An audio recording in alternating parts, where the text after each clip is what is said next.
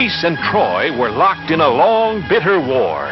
The Trojans had captured a beautiful Greek princess named Helen and held her within their fortress city of Troy. It did not seem possible that any man could break into the fortress city of Troy. For days, weeks, months, the Greek soldiers from their camp on a beach near the city assaulted the walls of Troy, but they were always beaten back. Then Ulysses, a great leader of the Greeks, said to his men, "I have a plan. It is dangerous, but if it works, the Trojans themselves will take us through the gates of their city." At the order of Ulysses, the Greek soldiers set to work cutting down huge trees, making the wood into planks. From the towers of Troy, the Trojan soldiers watched a big building grow taller and taller day by day until it was 6 stories high. And when the Greeks pulled away all the work ladders and scaffolds, there stood a huge wooden horse, 80 feet tall.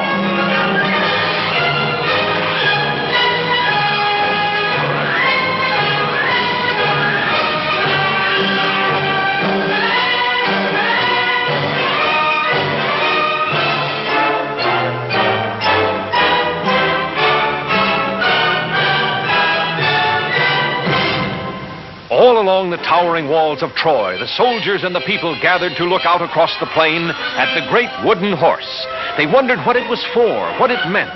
The Trojans did not know that Ulysses and 5 Greek soldiers lay hidden in a dark, secret passage inside the wooden horse.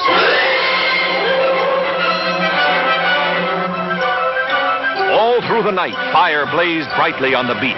The Greeks were burning their tents just as if they were giving up their camp and sailing back home. When morning came, not a Greek ship or soldier remained. But where they had camped stood the great Trojan horse.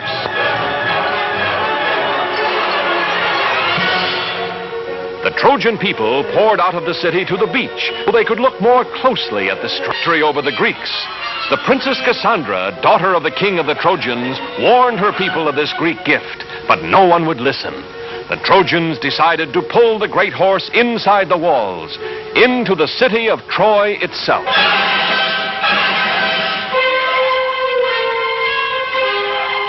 The Trojans tied thick ropes around the legs of the huge wooden horse. Hundreds of men took a hand at the ropes. Others lined up behind the horse.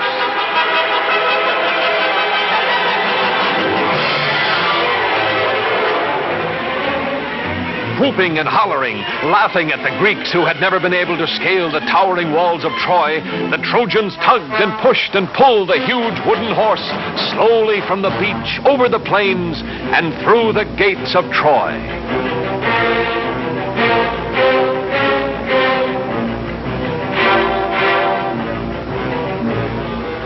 In the dark, secret passage of the wooden horse, Ulysses and the 5 soldiers lay quietly waiting. They could feel the horse being moved. What the Trojans had decided to do, neither Ulysses nor his soldiers knew. Suddenly, after a whole day and half a night, the Trojan horse moved no more. An hour passed. Still the horse did not move. Ulysses gave a signal. The soldiers felt their way silently down the dark, secret passage, following Ulysses. Cautiously, he opened the trapdoor. Just as he hoped, the Trojans had brought the horse inside the walls of Troy. The city was sleeping now, and the walls were unguarded. Ulysses drew his sword. He ordered the soldiers to follow, and he dashed for the main gates of the city. The Greek soldiers quickly tied the sleeping Trojan guards, while Ulysses scampered up the sentry tower. Holding a torch high above his head, he signaled to the Greek army, which had turned around and sailed back to the beach during the night.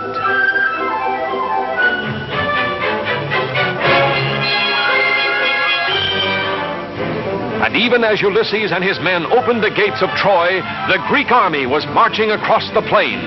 Caught completely by surprise, the Trojans were easily defeated by the Greek soldiers, who found their beautiful princess and took her back safely to Greece. And brave Ulysses was named the greatest of the Greek heroes.